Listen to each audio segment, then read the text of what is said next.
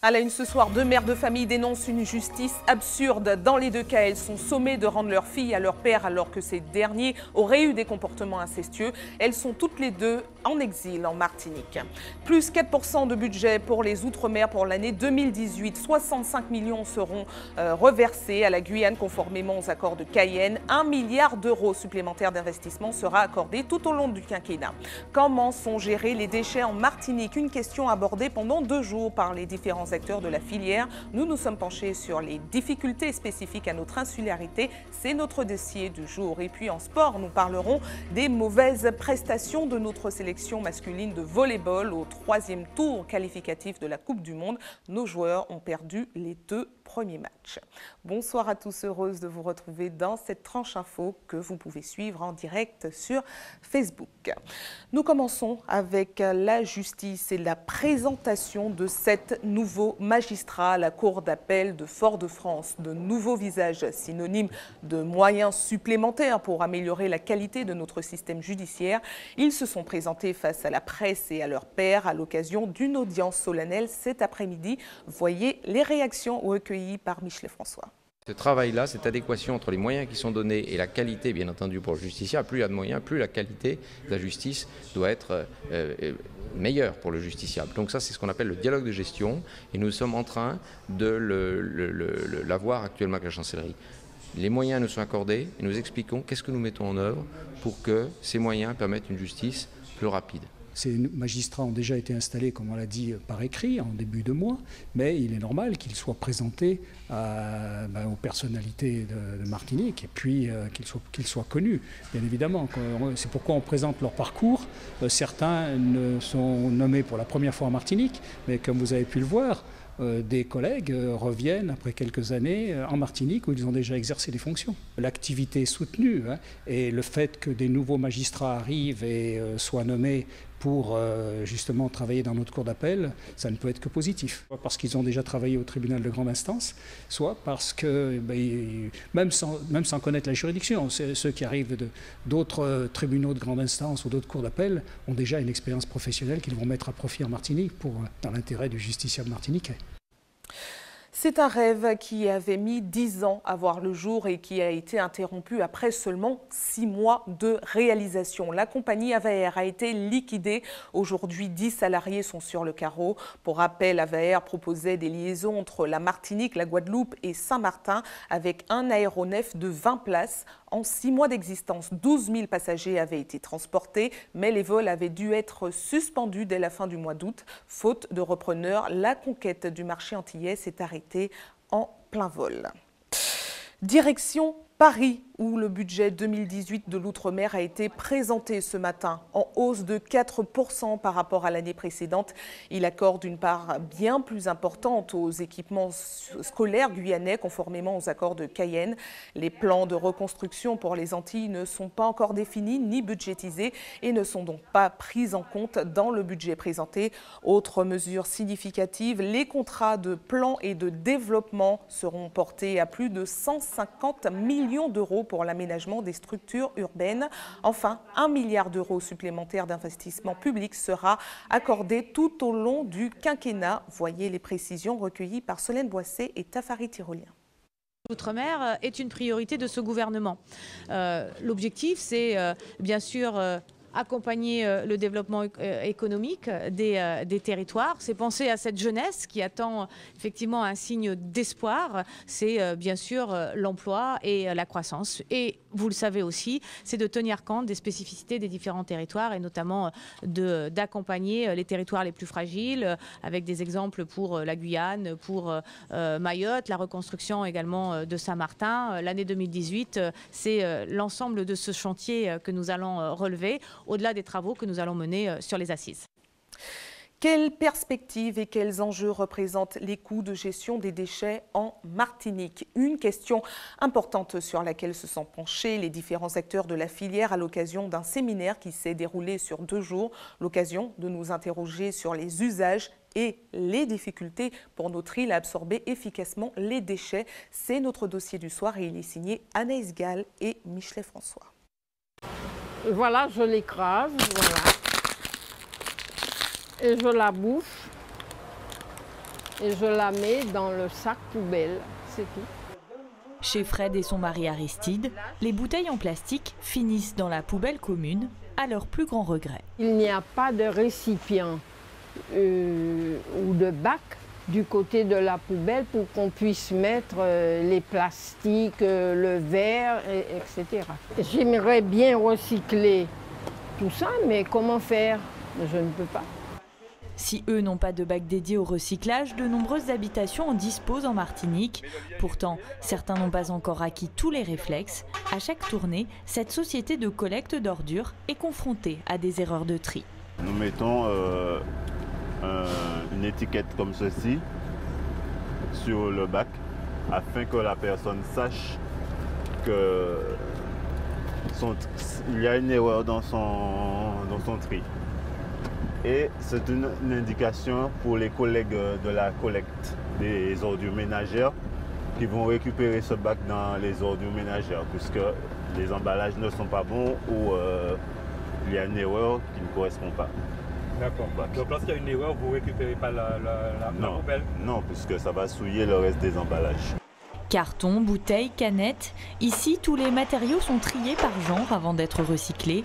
En 10 ans, le volume de déchets collectés a progressivement augmenté dans ce centre, mais il est encore loin d'atteindre la moyenne nationale. Aujourd'hui, la moyenne nationale est environ de 47 kg par habitant.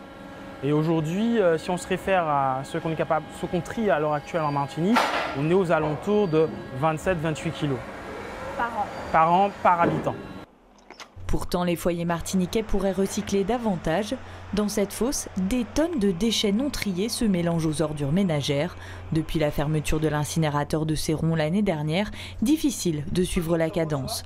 L'usine de Dillon doit brasser de plus en plus d'ordures. On doit brûler 7 tonnes d'ordures par heure. Nous avons 2 fours. En ce moment, il y a un four à l'arrêt. Regardez ce qu'il a. Je dirais même après 3 semaines, on ne pourra pas brûler convenablement ceci. Nous sommes obligés de détourner. Avec l'ouverture du centre d'enfouissement du Robert, les professionnels du secteur espèrent désengorger rapidement les centres de tri. Mais la gestion des déchets est une réelle problématique dans les territoires insulaires. Aujourd'hui, l'opportunité pour la Martinique, c'est qu'elle dispose d'équipements que d'autres territoires ultramarins n'ont pas. Pour autant, effectivement, il faut qu'on soit extrêmement vigilant pour ne pas saturer ces équipements, ne pas le faire trop vite. Et donc, l'adage qui revient souvent, c'est le fait que le déchet le plus important, c'est celui qu'on ne produit pas. Au-delà de la disponibilité des équipements sur le territoire, ces équipements ont des coûts qu'il est difficile d'assumer pour les collectivités. Et ces coûts impactent bien entendu les finances publiques, mais aussi tout un chacun au travers de l'impôt, parce que c'est l'impôt qui finance les infrastructures. Aujourd'hui, la Martinique est un exemple pour les DOM, mais reste souvent submergée par l'ampleur des déchets. Si le tri permet d'en diminuer le volume, le meilleur moyen est d'opter pour des produits avec moins d'emballage. Et moins d'emballages justement qui, une fois lâchés dans la nature, sont à l'origine d'invasions de moustiques. Justement, la caravane Stop Moustique est de retour. Jusqu'à la fin du mois d'octobre, elle occupera les allées des différents centres commerciaux de l'île. Aujourd'hui, c'est à la Galeria qu'elle a fait sa première escale pour sensibiliser sur les épidémies dues aux moustiques. Le programme lancé par l'ARS et la CTM rappelle que 23 espèces sont présentes sur notre île. Voyez les précisions recueillies par Johan Boulard et Guy Raphaël René. Nous jugeons qu'il est très important de continuer à sensibiliser la population à la problématique des moustiques et aux maladies qui y sont liées, telles que la dengue, chikungunya et Zika, puisque c'est quelque chose d'endémique. C'est vrai que ce sont des actions que nous menons depuis des années. On le faisait principalement dans les centres commerciaux durant les grandes vacances. Et là, on continue avec la caravane moustique. Il suffit par exemple que vous ayez un vase à fleurs dans lequel vous avez des œufs, vous les mettez de côté. Quelques mois après, vous venez, vous le remplissez de nouveau, vous aurez des éclosions. Donc en cette période, il est particulièrement recommandé d'être 2 fois plus vigilant. Même de faire attention à tout ce qu'on a autour de la maison. Pensez à vérifier les gouttières, à les nettoyer régulièrement justement pour éviter la stagnation, à en vérifier la pente, à éviter de stocker autour de la maison. En tout cas, tout point d'eau doit être nettoyé ou protégé. Les œufs d'Aedes aegypti sont effectivement très viables. Ils peuvent durer à sec jusqu'à 1 an et demi. Donc vous avez une illustration ici. Donc généralement, on peut en trouver sur le rebord des vases à fleurs, ça peut être sur les tiges aussi. Donc si vous jetez l'eau d'un vase à fleurs, toujours bien nettoyer les tiges. Ça peut s'apparenter à des grains de poussière. Si vous avez un vase à fleurs, vous nettoyez aussi le comptoir. Même chose pour les fûts. Vous verrez peut-être des petites lignes en fait noires. Et ce sont les œufs d'Aedes aegypti. Donc pensez à bien nettoyer lorsque vous videz et même changer l'eau. Restez avec nous à suivre. Dans un instant, nous irons en Guadeloupe à la rencontre des marins pêcheurs. Leur filière rencontre quelques difficultés à se remettre du passage de l'ouragan Maria. Et puis dans notre JT des communes, Hubert Bornil vous présentera la manifestation prévue demain dans le cadre de la journée nationale des malvoyants. Un défi en vélo tandem sera organisé entre le Morne Rouge et Basse-Pointe. Direction la Guadeloupe avec une nouvelle filière qui rencontre quelques difficultés à se remettre du passage de l'ouragan Maria. Hier, nous vous parlions des agriculteurs. Aujourd'hui, nous nous penchons sur la situation des marins-pêcheurs. Après la réunion du comité des pêches au ministère de l'Outre-mer, les professionnels de la mer sont mitigés. Voyez ce reportage de Linda Karsi. Au port de pêche de Saint-Félix, ces marins-pêcheurs tentent de sauver ce qui reste de leur outil de travail, des filets malmenés par l'ouragan Maria. Les casiers ont presque tout perdu. Bon, ceux qui font du filet de langouste, bon, il y en a des filets qui ont été mis à terre, mais il y en a d'autres qui sont passés à la trappe. On essaie de récupérer ce que l'on peut, mais ça c'est difficile. Surtout ces jours-ci, là, en plus les gens demandent du poisson, il n'y a pas de poisson. Alors maintenant, il faut qu'on essaie de voir comment redémarrer. C'est cependant l'économie du pays, hein, mais ça va se faire parce que les pêcheurs, on a l'habitude de surmonter les problèmes.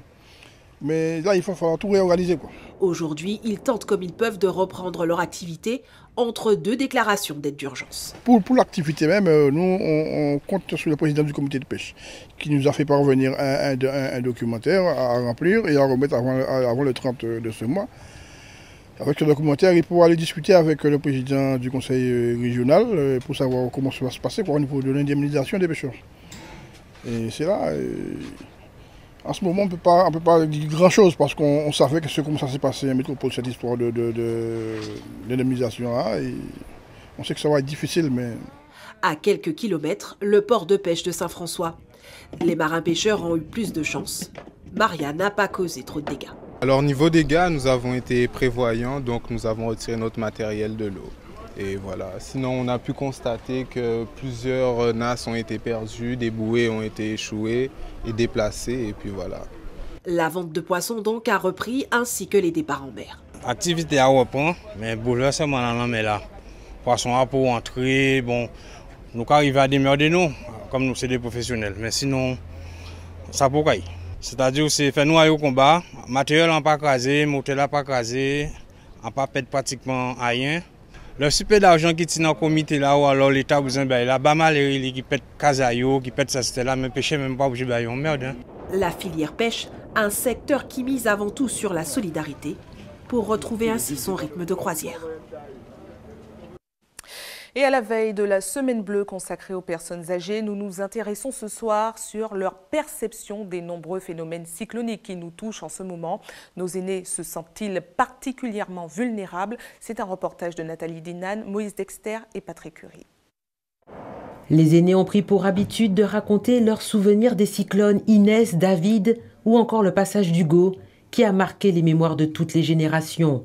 Mais Maria a provoqué chez certains une forte émotion, pire une peur qu'ils ont du mal à décrire. On vit mal, on était peur, hein, parce qu'on était couché et on a entendu qu'on a parlé.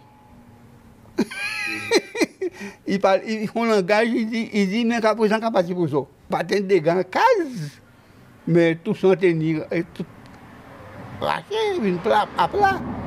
Les cases là même sont servés. Mais en cas là, on pas tenir dégâts.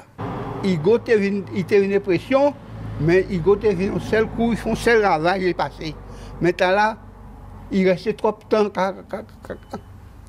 En temps de parler, on l'est. À Pointe-Noire, fortement touchée par l'ouragan, la doyenne qui réside à Baillargent se souviendra longtemps de cette nuit. Le jour à cyclone, la café en haut, et elle dormi avant you.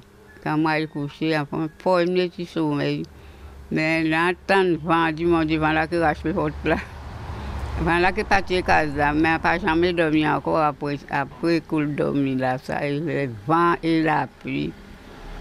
Ça c'est qu'à boire des cases, donc j'ai mon parti plein de plaisir, un petit peu, mais jusqu'à temps les jours ouverts, allez viens regarder dehors, on voit un petit pied boiton, puis une bonne ou trois pieds boiton, puis mais ça c'est raide quand même, ça c'est un désir quand même.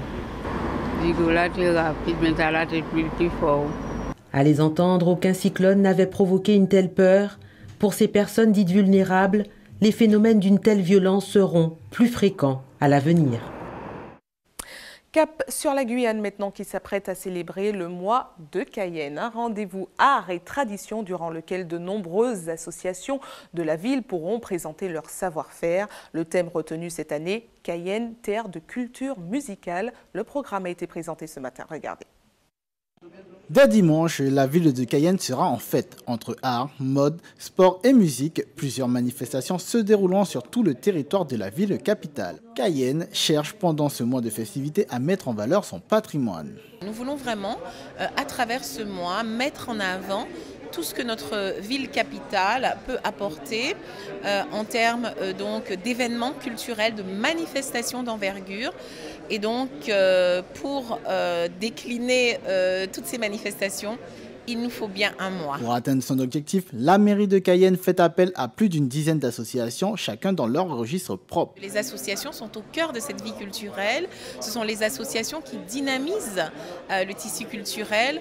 Par conséquent, ces associations ont une place importante et donc sont au cœur de notre programme. La Vie d'Amboise, présidée par Yvan Oyoufat, fait partie des associations qui ont sollicité la ville. L'association organise dès jeudi son festival Bouchi Kandé-Sama sur la place des Palmistes. Pour Yvan Oyoufat, le but est clair. Continuer la tradition musicale à Loukou et aussi la grande fête des Bouchi Kandé-Sama, qui d'ailleurs cette année a pris un essor puisque à Saint-Laurent, nous avons une association qui réalise les mêmes festivités pratiquement que nous à la Charbonnière de Saint-Laurent. Un mois d'octobre chargé avec un menu à la carte pour chaque concitoyen, sans oublier la traditionnelle fête de Cayenne.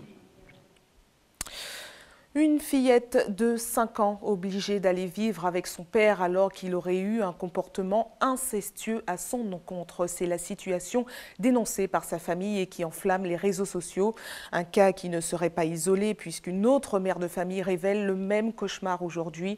Elle est sommée par la justice de rendre sa fille à son père alors que ce dernier aurait abusé d'elle sexuellement.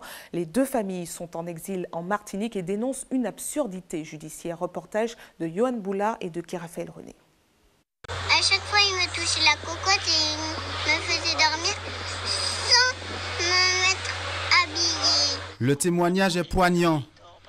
Les mots, ceux d'une fillette de 5 ans qui aurait été abusée par son père depuis son plus jeune âge, 16 mois. Dans un lit toute seule ou bien tu dors avec lui?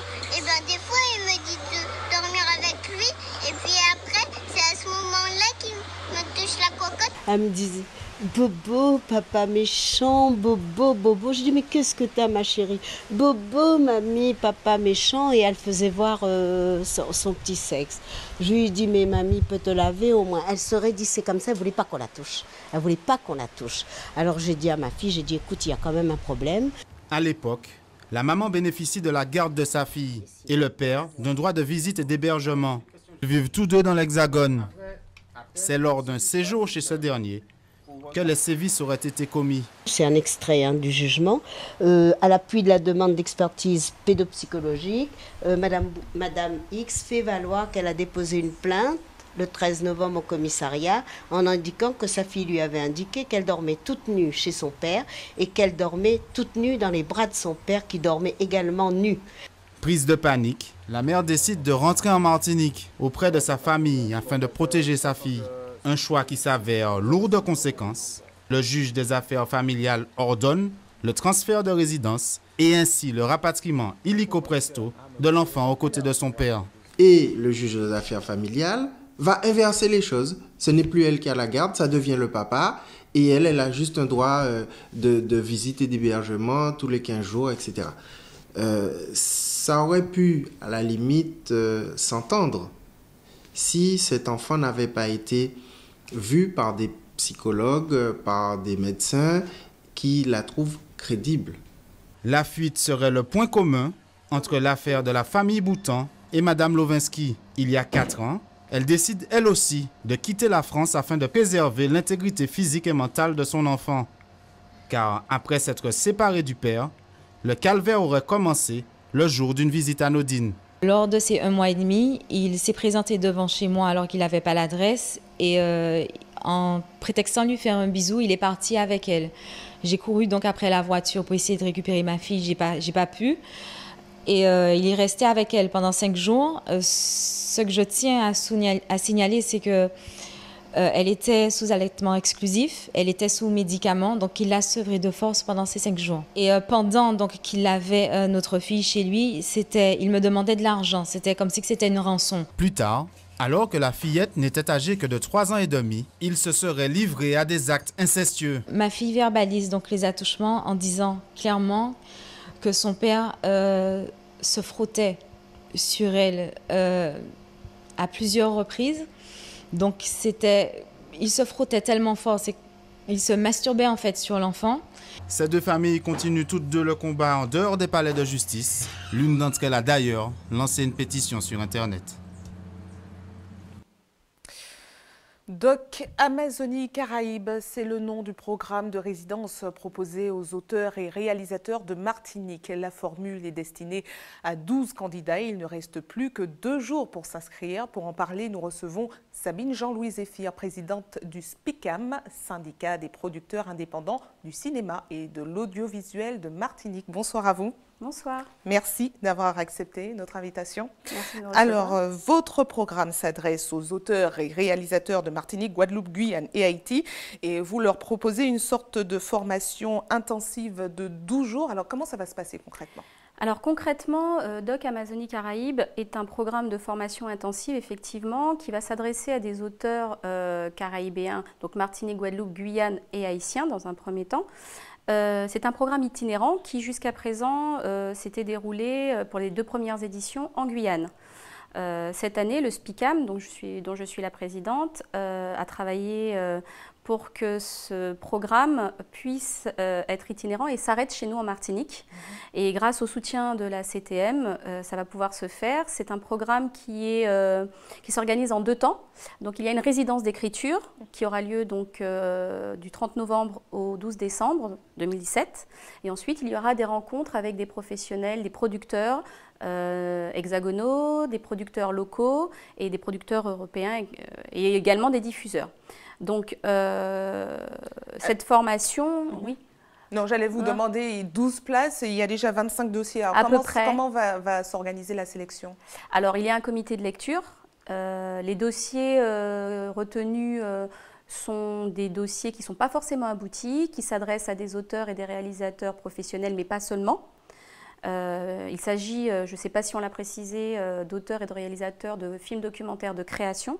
On entend par films documentaires de création des documentaires sur lesquels les auteurs ont un véritable parti pris artistique. C'est leur regard qui soit passé au présent sur des questions qui peuvent être sociétales, ça peut être du documentaire animalier, quel qu'il soit, mais il faut qu'il y ait un véritable parti pris artistique, un véritable engagement de l'auteur ou du réalisateur.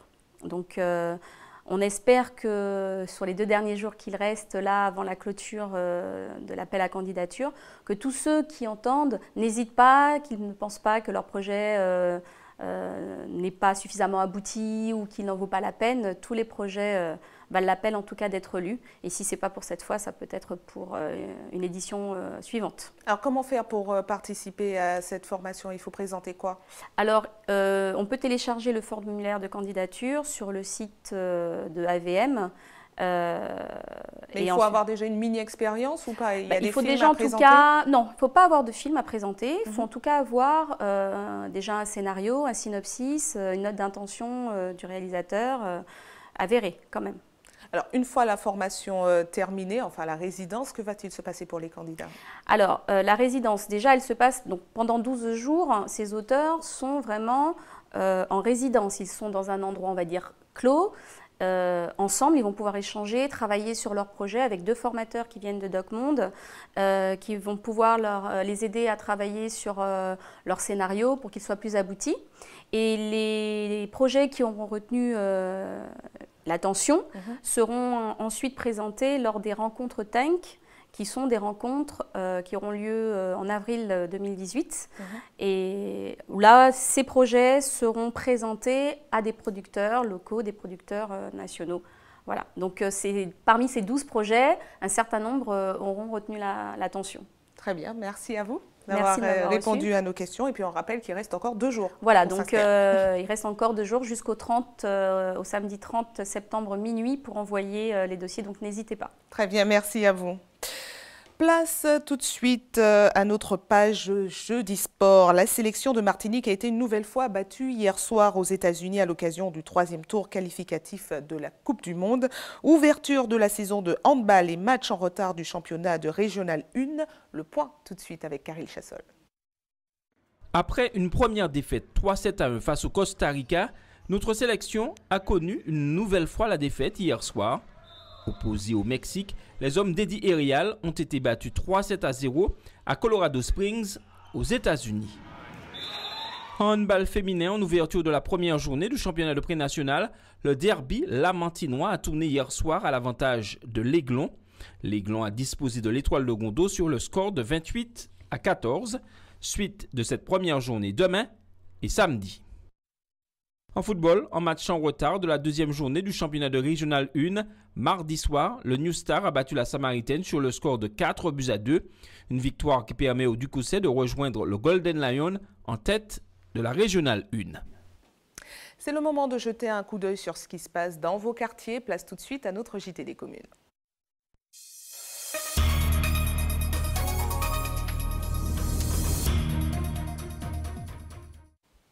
Nous sommes à la veille de la journée nationale des aveugles, une occasion pour l'association Agir sans voir de proposer des initiatives pour sensibiliser sur le handicap. Un défi sportif, vélo tandem entre le Morne Rouge et Basse-Pointe sera organisé demain. Reportage d'Hubert Bornil et d'Anaïs Gall. Allez, je réalise moi-même un exploit, comme vous le voyez, en compagnie de Victor derrière moi. Ah, le tandem, c'est pas facile. Vous allez voir qu'ils y arrivent mieux que moi. Ah, ça va mieux, hein? La pratique du tandem, juste une question d'entraînement. Eux le savent bien, ces adhérents de l'association Agir sans voir, des aveugles et malvoyants qui n'ont pas peur de se lancer ce genre de défi. Ça nous permet quand même de travailler, de faire comme tout le monde, hein? Même si on ne voit pas. Mais ça nous permet, on peut faire voir aux autres qu'on peut le faire aussi, on est capable. C'est une détente et puis aussi c'est pour montrer que nous ne sommes pas délaissés pour compte, même notre invalidité. On peut rouler bien, mais là, l'idée a du moins accéléré, on peut accélérer plus. Ah ouais? Ouais. On va pas mollir. Vous avez dit défi sportif, il en sera justement question vendredi. Ces amoureux du tandem tenteront de rallier la commune de Morne Rouge à celle de Basse-Pointe, tout un symbole. Juste pour mettre à l'honneur les 2 meilleures femmes de la Martinique. Et pour ce faire, on a même demandé à ces mères, à ces femmes, à ces dames de bien vouloir rehausser notre manifestation de leur présence, c'est-à-dire en montant avec nous sur le vélo. Un défi sportif qui sera suivi de Médiaveugles, une collecte de fonds par téléphone histoire de venir en aide à l'association. Grâce à Orange Caraïbes qui nous met à disposition une vingtaine de lignes gratuites, les gens pourront, les personnes, toute la population, je vais leur demander de bien vouloir appeler à ce numéro. Grâce à leur générosité, je sais qu'on pourra appeler au 0596 730 731. En tout cas, j'ai passé un excellent moment en compagnie de ces sportifs de Agir sans voir, surtout avec Loïc qui est là, qui assure, chauffeur, accompagnateur. Et là, c'est encore parti et c'est Jocelyne à l'action. On y va. Voilà, et le rendez-vous est fixé demain entre le Morne Rouge et Basse-Pointe. Information pratique avant de refermer cette édition à l'attention de ceux qui souhaitent faire un don de sang demain. Notez qu'une collecte sera organisée de 13h à 18h sur le parking de la Grande Récré à Cocotte-du-Cos. Comme chaque jour ouvré, une équipe sera également à votre disposition de 9h à 16h à la Maison du Don au CHU Pierre Zobda-Kidman au quartier Laménard à Fort-de-France. Et c'est la fin de votre journal local et régional. Place tout de suite à l'actualité nationale et internationale avec nos confrères de BFM TV. Je vous retrouve juste après avec le rappel des titres. A tout de suite.